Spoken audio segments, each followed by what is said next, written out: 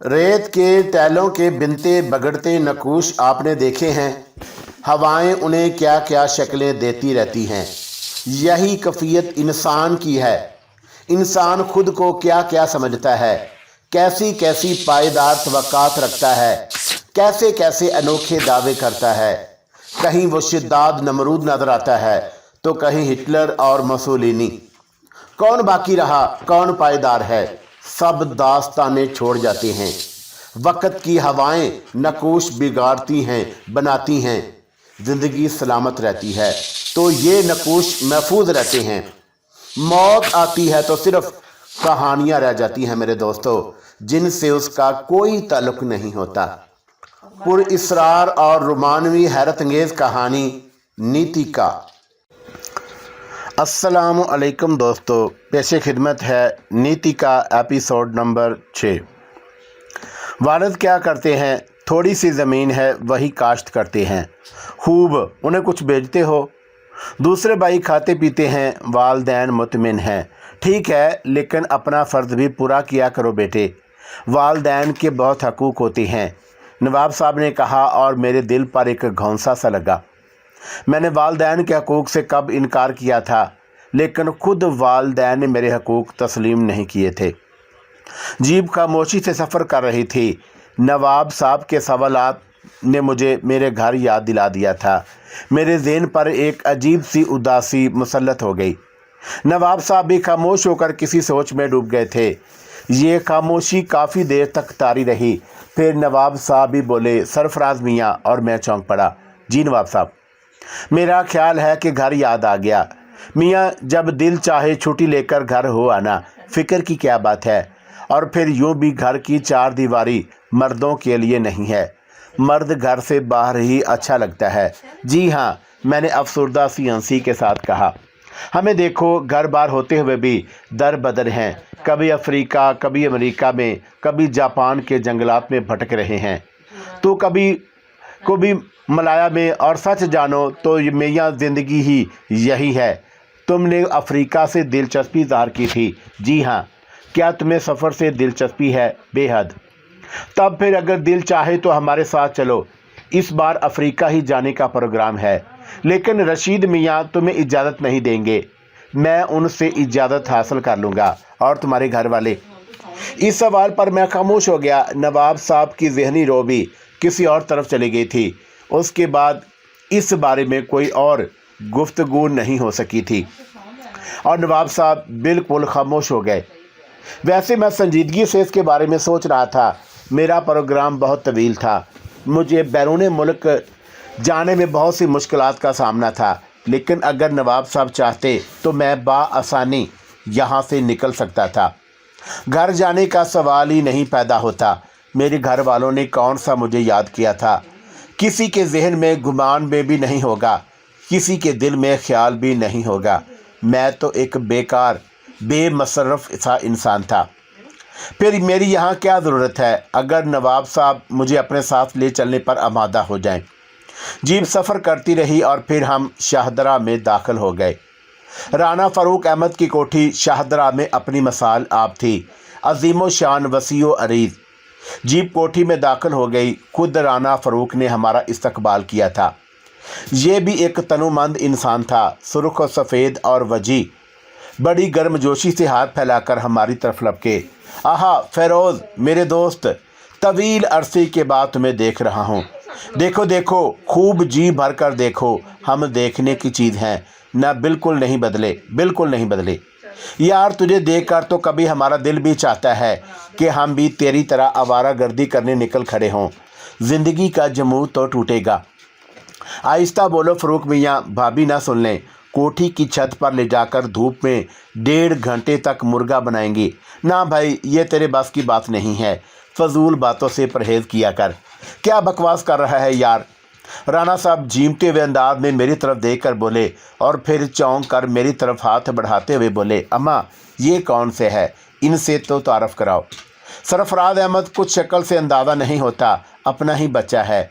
ओहो, मुझे राना फ़ारूक अहमद कहते हैं। सरफराज मियाँ, आइए, आप लोग अंदर आइए। और राना साहब हमें लेकर अंदर चल पड़े। और फिर ड्राइंग रूम में दाखिल होते हुए उन्होंने हाँक लगाई अरे रुखसाना देखो तुम्हें फ़रोज़ चचा आए हैं। रुखसाना और फिर नवाब फ़िरोज़ुद्दीन तो बच्चों में बच्चे बन जाने वाले थे ही। फ़िरोज़ अंकल, आपने इनसे तारफ़ नहीं कराया, एक नौजवान ने कहा। तुम्हारी नालायकी है, तुमने दरख्वास्त ही नहीं की। नवाब साहब ने कहा, और हम दरख्वास्त करते हैं चचा फ़िरोज़। सरफराज हैं, मेरे अजीज़ साले नौजवान है। तो इनके नाम से ही ज़ाहिर है, एक शरीर सी लड़की ने कहा।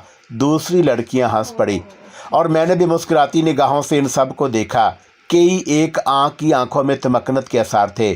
वो गरूर हुस्न में डूबी हुई थी। अहमक लड़कियां ना जाने क्यों खुद को परस्तश का हकदार समझती हैं, ना जाने क्यों सोचती हैं कि हर नौजवान उन्हें चाहने के लिए ही पैदा हुआ है। कह के उड़ाते रहे और सब ही उनमें शरीक थे। फिर दरवाजे से एक बावकार खातून अंदर दाखिल हुई। पेशानी पर शिकने उनकी सख्त मजाजी का अजहार करती थी और कह के इस तरह रुक गए जैसे कोई ताज़ीती अजतमा हो। यहाँ तक कि खुद राणा साहब भी संजीदा हो गए थे। अदाब बाबी हजूर, नवाब फ़िरोज़ुद्दीन उठते हुए बोले। अदाब फ़िरोज़ भैया, कैसे हैं? खातून का लहजा नरम था। बस आपकी दुआएं हैं भाभी, और हमेशा शामिल हाल रहती हैं, वरना खैर कहाँ। भाभी ठीक है, आपकी दुआ से। कौसर कैसी है? वैसी ही है जैसी थी, फ़िरोज़ुद्दीन ने जवाब दिया। अब तो कहीं नहीं जाओगे फ़िरोज़ भैया, मेरा ख्याल है अब तुम्हें आवारागर्दी तर्क कर देनी चाहिए। बस भाभी, यही सोचकर वतन वापस आ गया हूँ कि अब बाकी वक्त अल्लाह अल्लाह करके गुजार दूँ। फ़िरोज़ साहब मसम्मी सी शक्ल बनाकर बोले।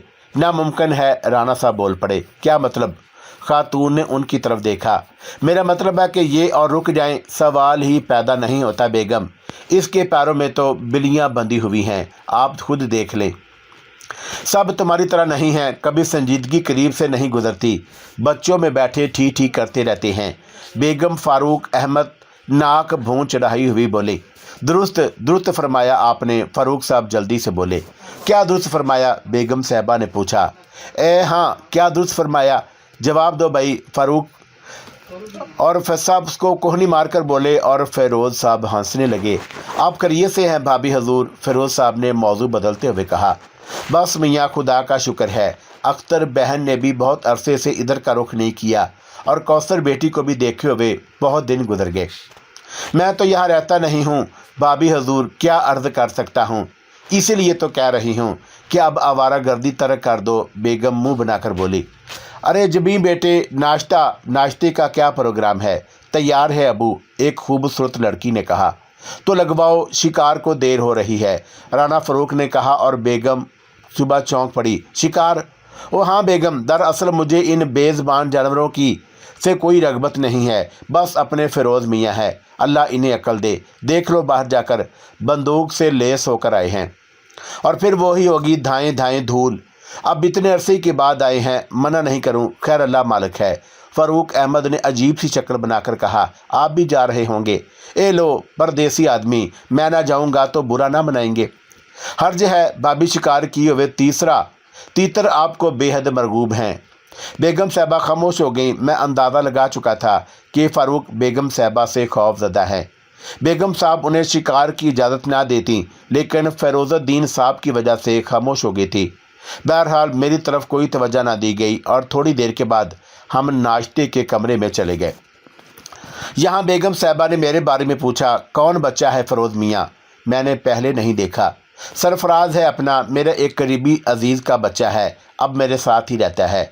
वो सहारनपुरे वाले मस्तजाब मियाँ का लड़का तो नहीं, उनकी औलाद तो सख्त नालायक है। कहाँ वो कहाँ ये, माशाल्लाह चेहरे ही से शहज़ादा मालूम होता है, अल्लाह उम्र दराज करे, बेगम साहबा ने कहा और नाश्ते में मशगूल हो गई। नाश्ते से फारिग होकर हम दूसरे कमरे में आ गए। बेगम साहबा अंदर चली गई थीं। मियाँ जल्दी से रवानगी की तैयारियां करो, वो हमारी साली साहबा नाज़िल होने वाली है, अगर आ गई तो घपला हो जाएगा। फ़ारूक साहब राज़दाराना अंदाज में बोले। मैं क्या तैयारियां करूं, मैं तो तैयार हूं। मैंने भी नूरुद्दीन से तमाम तैयारियां मुकम्मल करा ली हैं। इन लड़के लड़कियों ने भी मेरे साथ भरपूर तावन किया है, इन्हें भी साथ ले जाना पड़ेगा। ज़रूर ले चलो, लेकिन शिकार हैं, शिकार में कहाँ मारे फिरेंगी, फ़िरोज़ुद्दीन ने कहा।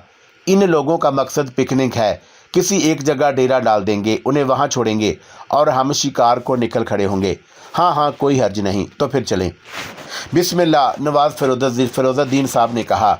बास तो चंद मिनट की इजाज़त चाहता हूँ, राना फारूक ने कहा और नवाब साहब ने गर्दन हिला दी।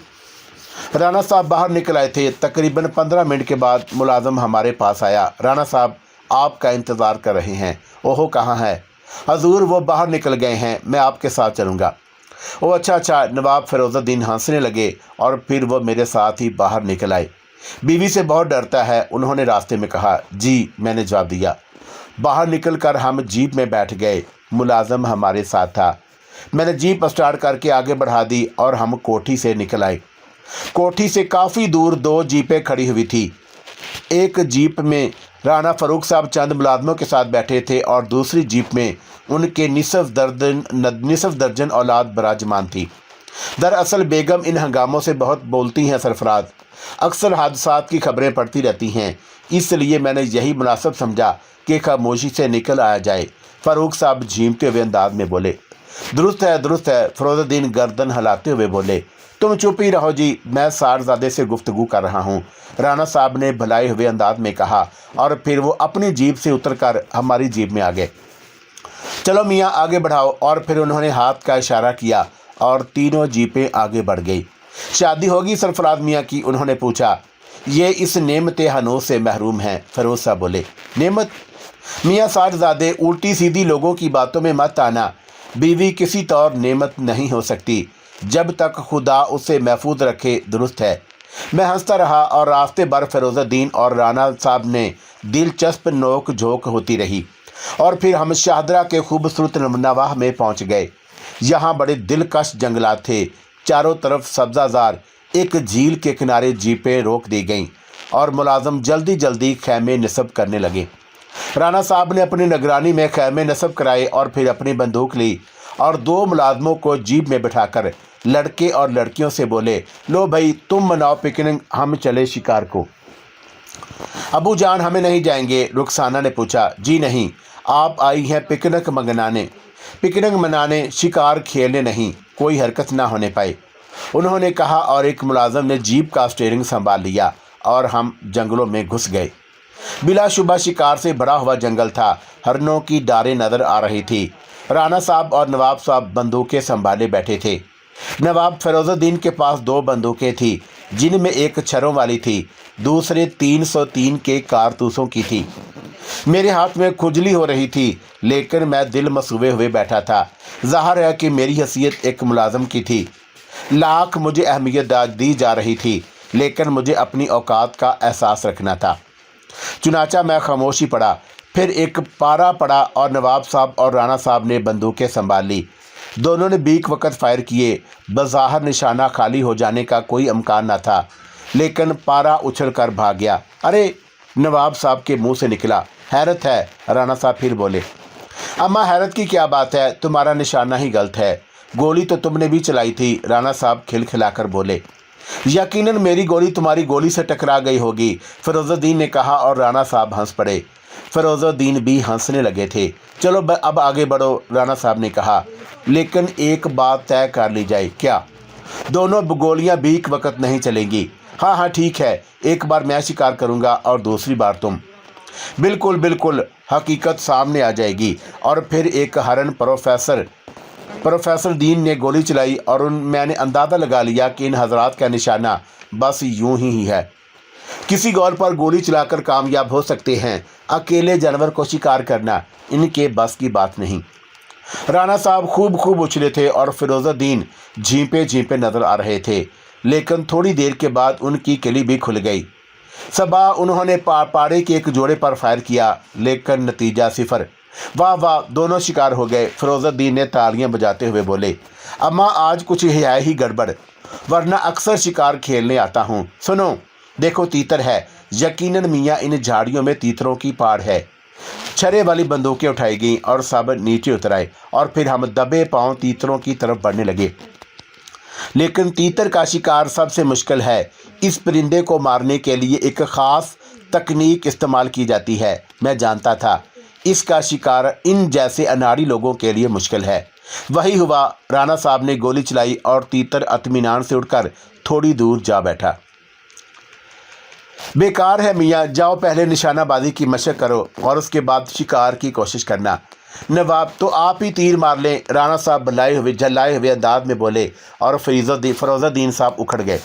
बेहतर है हम ही तेरी बलका तीतर मारते हैं। फिरोज़ुद्दीन साहब तीतरी की घात में आगे बढ़े और एक जगह बैठ गए। अब मुझसे रहा ना गया और मैंने आगे बढ़कर फिरोज़ुद्दीन के करीब जा बैठा। फिरोज़ुद्दीन साहब तीतर का निशाना ले रहे थे, लेकिन मैंने उनके हाथों पर हाथ रख दिया। क्यों? फिरोज़ुद्दीन साहब हैरत से बोले। तीतर पर बराह रास्त निशानाबाजी बेकार होती है। क्यों? फिरोज़ुद्दीन साहब ने ताज्जुब से पूछा। इस परिंदे के जिस्म में बड़ी फुर्ती होती है, धमाका सुनते ही ये अपनी जगह छोड़कर ऊपर उठता है, चुनाचा निशाना बेकार जाता है। आप ज़मीन से तकरीबन 5-6 फुट बुलंदी पर निशाना लगाएं, तीतर शिकार हो जाएगा। अच्छा। और फिरोज़ुद्दीन साहब ने बेसाख्ता गर्दन हिलाई और फिर उन्होंने मेरी हदायत पर अमल करके फायर किया और दूसरे ही लम्हे 4-5 तीतर ढेर हो गए। खुद फिरोज़ुद्दीन साहब को भी गुमान नहीं था, तीतर उसके भी पर भी झड़ सकेंगे, लेकिन जो कुछ हुआ था सामने था। राणा साहब तअज्जुब से फिरोज़ुद्दीन को देख रहे थे और फिरोज़ुद्दीन की खुशी का ठिकाना नहीं था। तीतर कब्जे में कर लिए गए। फिरोज़ुद्दीन साहब का सीना फ़ख्र से फूल गया था। आइए किबला साहब, आप भी कोशिश फरमाइए। हाँ, क्यों नहीं। क्या आप समझते हैं कि सिर्फ आप ही शिकारी हैं? राणा फ़ारूक साहब थूक निकलते हुए बोले और फिर वो तीतर के पाड़ की तलाश में निगाहें दौड़ाने लगे।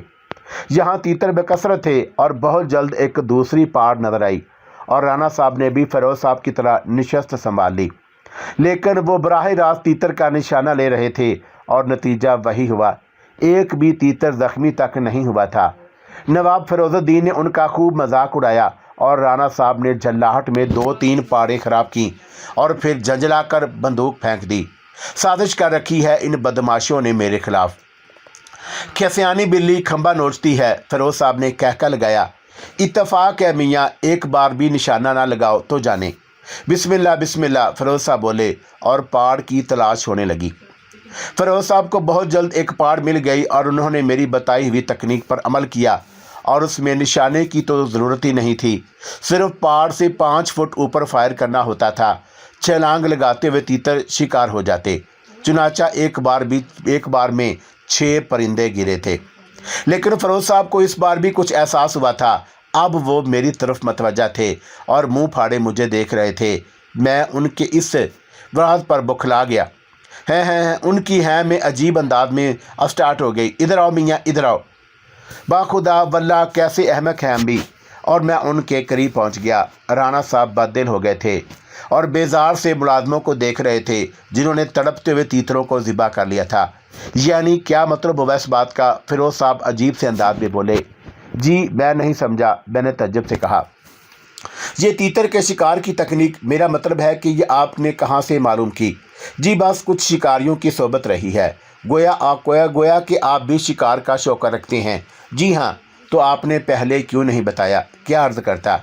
गोया दिल ही दिल में अब तक हमारा मजाक उड़ाते रहे होंगे। हरगिज़ नहीं नवाब साहब, ये जुर्रत कैसे कर सकता हूँ? साहबजादे बहुत गहरे मालूम होते हो। चलो शराफत से बंदूक उठाओ और सज़ा के तौर पर 2 पाड़े शिकार करो। ना कर सके तो कोई दूसरी सज़ा तजवीज़ की जाएगी। है जो हुक्म। मैं हंस पड़ा। तीतर समेट लिए गए। नवाब साहब ने बंदूक मेरे हाथों में थमा दी। राणा साहब ने उन्हें कुछ नहीं कहा था। बहरहाल हम जीपों में सवार होकर पाड़ों की तलाश में निकल खड़े हुए और बहुत जल्द ही एक पाड़ा नज़र आ गया। मैंने राणा साहब के कंधे पर बाजू रख दिया क्योंकि इस वक्त जीप वही ड्राइवर कर रहे थे। राणा साहब ने हैरत से मेरी तरफ देखा। खूब, तो आप भी इकलौते पाड़े को मारेंगे? ठीक है, बिस्मिल्लाह, उन्होंने तंजिया अंदाज में कहा। तुम लोग उतर जाओ, इसे ज़बा करना है, मैंने मुलाजमों से कहा और वो जीप के अकबी सिमत उतर गए। सुबहान अल्लाह, ये आन मरे, राणा साहब बोले और फिरोज़ुद्दीन भी खामोश खड़े थे। मैंने पारे की शस्त लेकर फायर कर दिया। मजाल थी उसकी जो बच जाता। दूसरे लम्हे वो उछल कर ज़मीन पर आ रहा और मुलाजम तेज़ी से उसकी तरफ बढ़े। वो मारा और फिरोज़ुद्दीन ने पुरजोश नारा लगाया। राणा साहब सर खुजा रहे थे और फिर वो झींपे हुए अंदाज में बोले, मौत ही आ गई थी कमबख्त की, हिल ही नहीं रहा था अपनी जगह से। मैं हंस पड़ा। कमाल है भाई, वाकई कमाल है, फिरोज़ुद्दीन साहब आहिस्ता से बड़बड़ाए। अब वो बार बार अजीब सी निगाहों से मुझे देख रहे थे।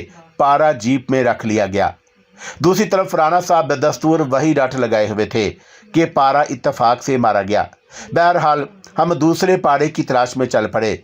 मैंने राणा साहब से ड्राइविंग खुद ले ली थी, जिस पर उन्होंने एतराज़ ना किया। बंदूक भी मैंने अपने पास रख ली। ना जाने क्यों एक तवील अरसे के बाद मेरे जहन में जुलानी सी आ गई थी। शायद इसलिए कि बहुत अरसे के बाद अपना पसंदीदा शुगल मिला था। बहरहाल मैं जीप ड्राइवर करता रहा। एक जगह नवाब साहब ने मेरा कंधा खींचा। हरनों की एक डार नजर आई थी। मियाँ नहीं नवाब साहब, राणा साहब को एतराज़ होगा। मैंने कहा, जी आप शिकार करें, मुझे क्या एतराज़ हो सकता है, राणा साहब ने कहा। लेकिन मैंने जीप बढ़ा दी और हरनों की डार को नज़रअंदाज कर दिया। लेकिन बहुत जल्द ही एक तनहा पाड़ा और नज़र आ गया और मैंने जीप रोकने की बजाय उसकी तरफ दौड़ा दी। उसके साथ ही मैंने जीप का हॉर्न ज़ोर ज़ोर से बजाना शुरू कर दिया। राणा साहब और नवाब साहब हक्का बक्का रह गए थे। मारे हैरत के उनके मुंह से आवाज़ भी ना निकल सकी। पारा उछल कर भागा था। तब मैंने जीप उसके साथ लगा दी। एक हाथ से स्टीयरिंग संभाला, दूसरे हाथ से मैंने बंदूक उठा ली। पारा 7-7 फुट लंबी छलांगे लगा रहा था, लेकिन यहाँ दरख्त ना थे जो वो निगाहों से उजल हो जाता। क्या कर रहे हो मियाँ? खतरनाक, खतरनाक। राणा साहब के मुंह से आवाज़ भी ना निकल रही थी। जहाँ हजूर इजाज़त देंगे उसे मार दूंगा, जहाँ तक हुक्म हो दौड़ाता रहूं। मार लो, नवाब फिरोजुद्दीन भींचे भींचे लहजे में बोले। इजाज़त राणा साहब, मैंने मुस्कुराते हुए बंदूक बगल में दबाई। जीप अब भी मैंने नहीं रोकी थी और राणा साहब ने बादल नाखवास्ता गर्दन हिलाई। दूसरे लम्हे मेरे हाथ में वही बंदूक से फायर हुआ और पारा उछलकर नीचे आ गिरा। कमाल है, वल्लाह कमाल है, राणा साहब बेसाख्ता बोले। मैंने जीप रोक दी थी। माशाअल्लाह सरफराज मियाँ, माशाअल्लाह, नवाब फिरोजुद्दीन नढाल से लहजे में बोले और फिर वो खामोश हो गए। उस दूसरे पारे को लेकर हम वापस चल पड़े। रास्ते में घर ले जाने के लिए तीतर का शिकार किया गया और ये काम भी मेरे लिए मुश्किल नहीं था। मैंने निशानाबाजी के वो कमालात दिखाए कि दोनों हजरात दंग रह गए। एक फायर करके तीतरों के गोल को उड़ा दिया और यक्के बाद देगरे फायर करके पूरे के पूरे गोल को गिरा लिया। दोनों शिकारी गंग होकर रह गए थे। फिर हम वापस खैमों के पास पहुंच गए। लड़के और लड़कियां तफरीहात में मशगूल थे। तीतर तैयार किए गए और फिर खाना उड़सा गया। लेकिन नवाब फिरोजुद्दीन साहब कुछ ज़्यादा ही खामोश थे। राणा साहब की लड़कियां और लड़के मुझसे घुल मिल गए थे। शाम तक तफरी रही और फिर हम वापस चल पड़े। रात की तफरीहात भी दिलचस्प थीं। मुझे और नवाब साहब को एक ही कमरा दिया गया। हंगामे ख़त्म हुए तो हम सोने के लिए आ गए। नवाब साहब ने मुझे बेतकल्फ़ी से आराम करने की इजाज़त दे दी। वो गहरी सोच में थे और फिर वो अचानक बोल उठे, और तुम ड्राइवरी कर रहे थे? जी, मैं चौंक पड़ा। और वो अहमक लड़की तुम्हारी बेइज्जती करती थी? मैं नहीं समझा नवाब साहब। मियाँ बता दो, आखिर तुम कौन हो? नवाब साहब, मैंने एक ठंडी सांस लेकर कहा, मैं आदमी हूँ। मैं खुदा वादा करता हूँ कि तुम्हारा जो भी राज होगा उसे हमेशा राज रखूँगा। नवाब साहब, आप मेरे बुज़ुर्ग हैं, मैं आपका, लेकिन आपके रवैये ने यह एहसास मेरे ज़हन से मिटा दिया है। मेरी शख्सियत में कोई फ़रेब नहीं है। अर्ज़ कर चुका हूँ, बहुत से बहन भाई हैं। घर वालों को मेरी कोई ख़ास ज़रूरत नहीं थी। मैंने घर छोड़ दिया। यहाँ आ रहा था कि रास्ते में रशीद साहब से मुलाकात हो गई। सिर्फ इतनी सी कहानी है। गोया घर वालों से नाराज़ हो गए थे? जी नहीं, मुझे हुक्म दिया गया था कि घर से निकल जाऊँ। वह वो कैसे नाकदर शनास लोग थे। लेकिन मियाँ, तुम्हारा शुरफा में गिना जाता था। वालिद साहब इंतहा पसंद इंसान हैं। क्या नाम है उनका? शर्मिंदा हूँ, ना बता सकूँगा। ओहो, बस यही एक सच है। खैर मियाँ, अल्लाह ताला नज़र बद से बचाए। बड़ी उम्दा शख्सियत के मालिक हो, इंसान को खूब मुतासर कर लेते हो और निशाना तो कमाल का है। नवाब साहब काफ़ी देर तक मेरी निशानाबाजी की तारीफ़ करते रहे, फिर सो गए। दूसरे दिन हमने इजाज़त तलब की और वापस चल पड़े।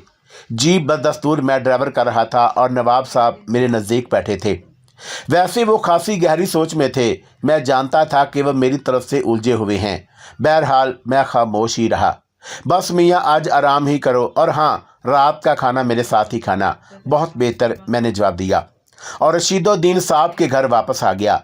रशीदुद्दीन के तो कोठी में थे, घर के दूसरे लोग भी काम काज में मसरूफ़ थे।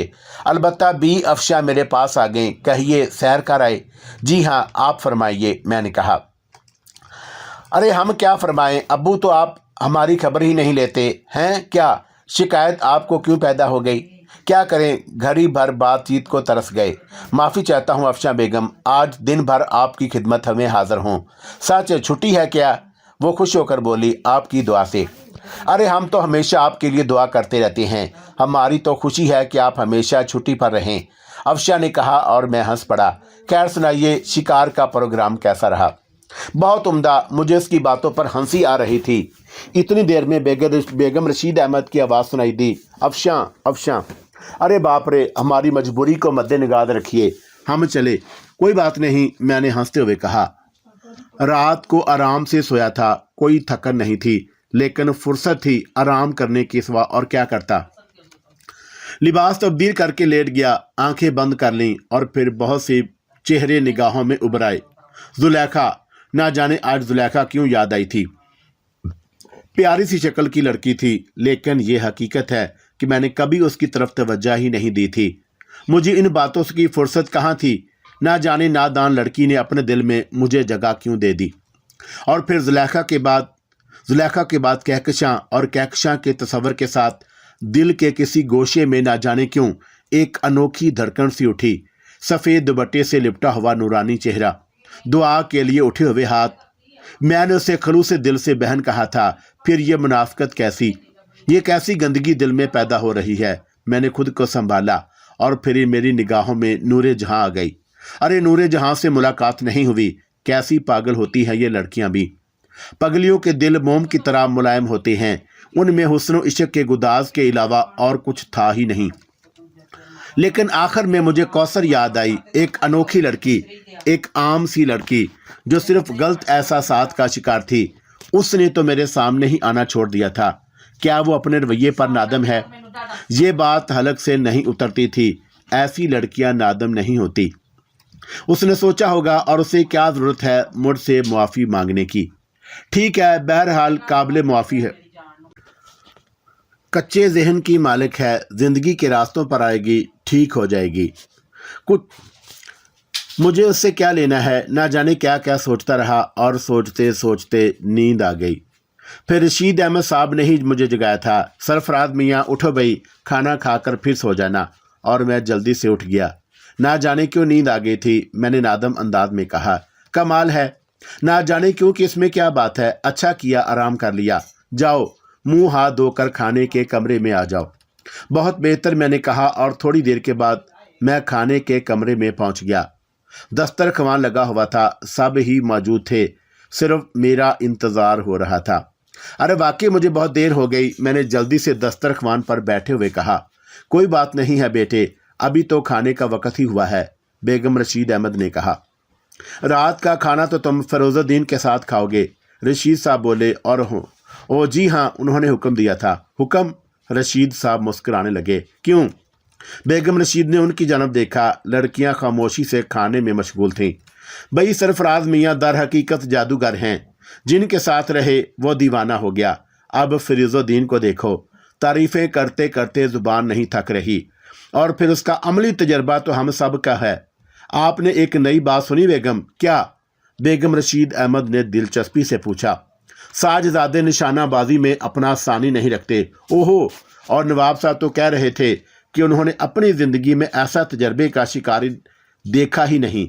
अरे बेगम साहबा ने कहा, मुझसे कह रहे थे कि खुदा का वास्ता दे रहे थे कि मैं उनके बारे में उन्हें तफसील बताऊं।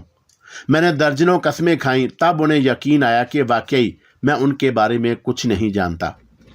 ये बात मुझे शर्मिंदा कर रही थी। चुनाचा मैंने खाना खाते हुए कहा, मेरी समझ में नहीं आता चाचा जान कि आप मेरे बारे में क्या जानना चाहते हैं। मैं जो कुछ हूँ दर हकीकत वही हूँ।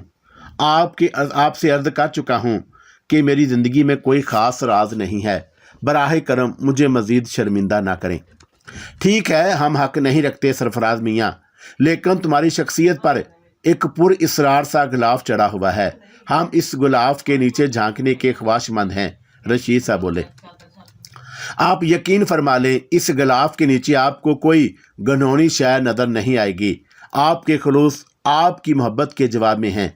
सिर्फ इतना अर्ज़ करूँगा कि मैं किसी फ़कीर का बेटा नहीं हूँ, लेकिन खुद फ़कीर हूँ। मेरे घर में मेरे लिए गुंजाइश नहीं थी, मैंने घर छोड़ दिया। इस घर में वापस नहीं जाना चाहता हूँ जहाँ मेरी हैसियत नज़रअंदाज कर दी गई। इसलिए मैं किसी को अपने बारे में नहीं बताता। ओहो, तो हमारा ख्याल दुरुस्त था। मुमकिन है आपने मेरे बारे में ठीक अंदाजे लगाए हों, बस इससे ज़्यादा मैं कुछ अर्ज़ नहीं कर सकूँगा। ठीक है, इससे ज़्यादा मालूम करना हमारे लिए ज़रूरी भी नहीं। वैसे नवाब साहब तुम्हारे बेहद गुण गा रहे थे, नेक इंसान हैं, सबको अच्छा समझते हैं। शाम की चाय के बाद मैं कोठी की तरफ निकल गया। ख़ास तौर से नूरजहाँ से मुलाकात करना थी। नूरजहाँ को तलाश करते हुए किचन में जाना पड़ा और मौजूद थी। मुझे देखकर खिल उठी। अरे ड्राइवर भैया, कैसी हो नूरजहाँ? अच्छी हूँ ड्राइवर भैया, चाय पियोगे? ज़रूर पीऊँगा, मैंने कहा और नूरजहाँ मेरे लिए चाय बनाने लगी। मैं यूं ही एक मेज़ पर बैठ गया और नूरजहाँ देखकर मुस्कुराती रही। फिर उसने चाय बनाकर मुझे पेश कर दी। मेरी तनख्वाह मिलेगी नूरजहाँ, तो मैं तेरे लिए क्या लाऊं? मेरे लिए? हाँ। नहीं भैया, सब कुछ मौजूद है, मगर मैं कुछ लाना चाहता हूँ। तू मेरी बहन है ना? मैंने कहा और नूरजहाँ के चेहरे की तरफ देखा, लेकिन नूरजहाँ परेशान निगाहों से दरवाजे की तरफ देख रही थी। मेरी पुश्त दरवाजे की तरफ थी, इसलिए मुझे मालूम न था कि वो क्या देख रही है। मैंने उसकी खामोशी और निगाहों की बेचैनी नहीं देखी थी। बोल, तू मेरी बहन है ना? मैंने फिर कहा, लेकिन उसके साथ ही मुझे अपनी पुश्त पर कदमों की आहट महसूस हुई। तब मैंने पलट कर देखा, कौसर दरवाजे में खड़ी थी। मेरे होंठों पर मुस्कुराहट फैल गई और मैंने फिर रुख बदल लिया। मैं रात को सिर्फ सूप पीऊंगी, उसने खनकती हुई आवाज़ में कहा। बहुत अच्छा कौसर बीबी। लेकिन कौसर दरवाजे से बाहर निकल गई थी। मैं मज़े से चाय पीता रहा। नूरजहाँ चंद लम्हात गुमसुम खड़ी रही। क्या बात है नूरजहाँ? कुछ नहीं भैया, उसने एक गहरी सांस ली। तुम कौसर से डरती हो? हाँ ड्राइवर भैया, पूरे घर में सिर्फ कौसर बीबी से डर लगे है, नूरजहाँ ने कहा। अरे उससे डरने की ज़रूरत नहीं है, बस मजाज की ज़रा तेज़ है, तबीयत की बुरी लड़की नहीं है। मैंने कहा, लेकिन मुझे नहीं मालूम था कि वो आफत की परकाला अभी बाहर मौजूद है। दूसरे लम्हे वो फिर अंदर आ गई। आपको मेरे बारे में तबसरा करने का हक किसने दिया? वो आंखें निकाल कर बोली। नूरजहाँ तो काम गई थी, लेकिन मेरे होंठों पर मुस्कुराहट फैल गई। ये हक तो कोई किसी को नहीं देता कौसर बीबी, ये तो कुदरती है। आप तालीम याफ्ता हैं, खुद सोच सकती हैं, मैंने कहा। लेकिन मैं अपने बारे में कोई बकवास पसंद नहीं करती, उसने आंखें निकाल कर कहा।